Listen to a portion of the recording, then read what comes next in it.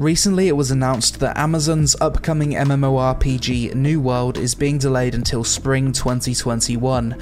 Initially the game was set for a May 2020 release, which was then pushed back to August. So as you can imagine, many people who were looking forward to getting that new MMO feeling this year are feeling a bit disappointed. In this video I want to talk about my current thoughts on New World as a whole, and why the delay is the best possible thing they could have done for the game, as someone who's spent hundreds of hours playing the game's alpha.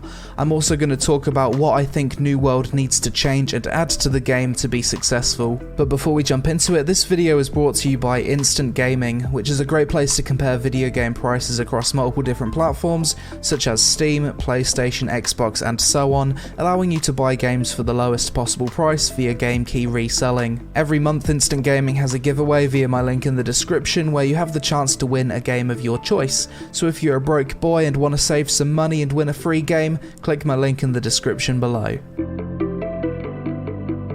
So a lot has changed since the last time I covered New World at the start of 2020.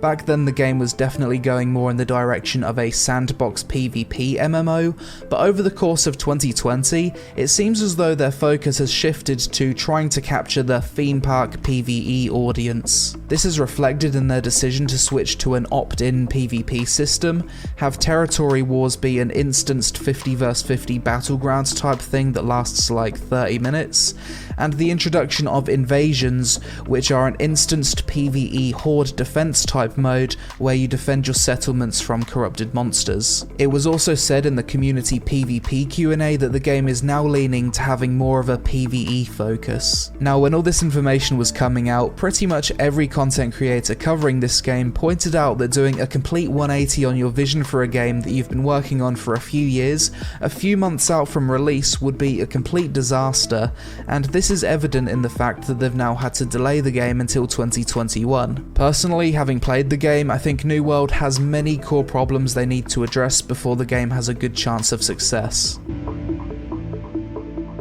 For me, New World completely shifting their focus from PvP to PvE doesn't work simply because of the game's combat system and movement.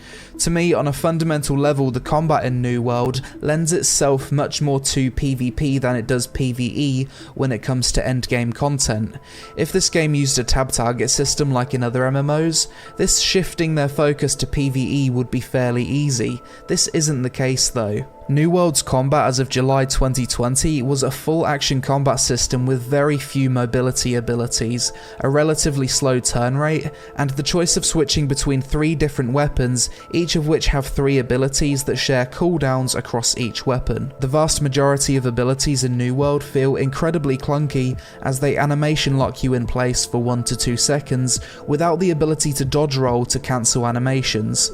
I know they're aiming for a Dark Souls type combat system, which I think is really cool by the way, but so far it misses the mark. My big problem with the direction of the game being PvE focused now is how do they design difficult endgame PvE content with this combat system? Typically the way action combat MMOs approach this is by giving bosses plenty of telegraphed abilities for players to avoid, but due to the animation locks and limited mobility, I don't think this approach would work with New World. I feel like every boss they design will just be a case of how many bodies can players throw at it. With all that being said though, I do agree New World needs more diverse and interesting PvE content. I think for small scale PvE like open world dungeons, the game works pretty well. It's just large scale raid style encounters that players associate with difficulty that I just can't see working in this game.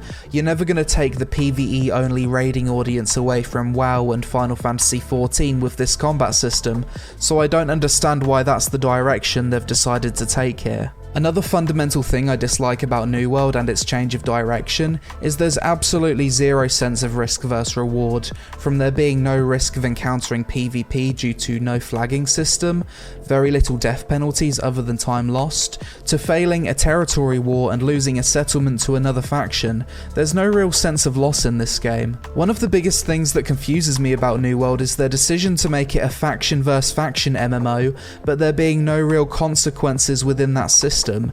If you're on the yellow faction and the purple faction take over every settlement on the map, it really doesn't matter. It doesn't lock you out of services in that settlement, you can still place your house there. There's really no meaningful gameplay interactions here, which creates a sense of apathy. Why help a guild that you're not part of defend a settlement from another nameless guild within another faction when you're not going to be affected either way? It makes no sense. If you don't want factions to matter, you might as well remove the faction system altogether in favour of a guild vs guild focused system. At least that way there's a bit more prestige to owning a settlement. Another problem with New World is there's no sense of identity when leveling your character. Every character can level every weapon type to max and respec to whatever's flavour of the month. Every character can level every profession, so there's no meaningful choices to make here either. And the game features instanced housing over real space player housing too, so there's no sense of pride and accomplishment to that system either. Of all the changes to New World though, the biggest thing I don't understand is how they can go from one extreme to another when it comes from going from full loot open world PvP to having toggle PvP that nobody in the alpha thought was worth toggling on due to there being next to no benefits to it. I can understand the decision to not go with full loot PvP 100%, but not trying to at least find a fair middle ground is just so bizarre to me, especially for a game that at its core was designed to have the best monster hunting spots and resources being contested. This just ties back to the game lacking risk versus reward really. So what would I personally change about New World to improve the game before release? I would remove factions and shift the focus onto guilds, give guilds the ability to declare war on each other and have open world PvP outside of any flagging or toggle PvP system for warring guilds. Not only would this not affect how PvE players play the game, but it just gives more options to players and creates a better sense of identity within the game's community for guilds. I would reduce the amount of animation lock for most abilities in the game, and make animation locked abilities cancelable via dodge roll. I'd also increase the iframe window for the dodge roll too, so it has the fluidity of Dark Souls combat. I'd allocate a large portion of settlement housing to be real space, and leave a few plots for instanced houses, just so having that real space housing is something to be proud of, once again to create a sense of identity. If everyone has access to everything in an MMO, it's no longer cool. Scarcity creates value and things to aim towards in this genre. I'd get rid of the toggle PvP system and find a better middle ground, maybe some kind of karma system where you can flag up, maybe a criminal or prison system, or even an area of the world like RuneScape's Wilderness. I don't know, but some middle ground from the extreme of pretty much having no open world PvP with the current system needs to be found to make the world feel dangerous. The game straight up just needs more endgame content, both PvP and PvE. Literally all you do at level 60 is complete your level 60 legendary quest lines, then gather and craft all day in hopes of getting good RNG procs on crafted gear, then later either do a 30-minute instanced invasion, or do a 30-ish minute instanced territory war.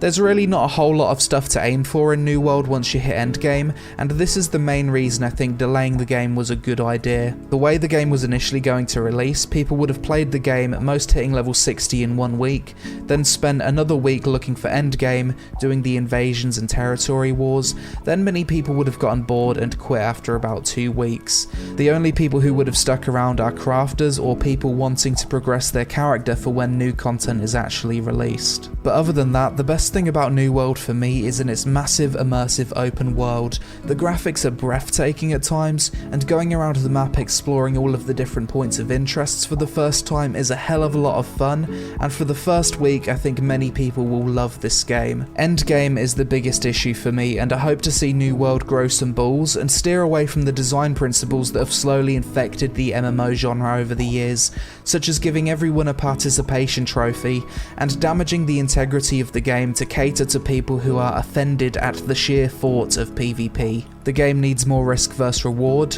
systems in place to give players a sense of identity, but most of all, someone in charge that has a clear enough vision for the game that they can take these systems and interconnect them in a way that brings together both PvP and PvE players, rather than having a divided community that wants nothing to do with each other. But to achieve that, compromise needs to be found from both sides. Thanks for watching.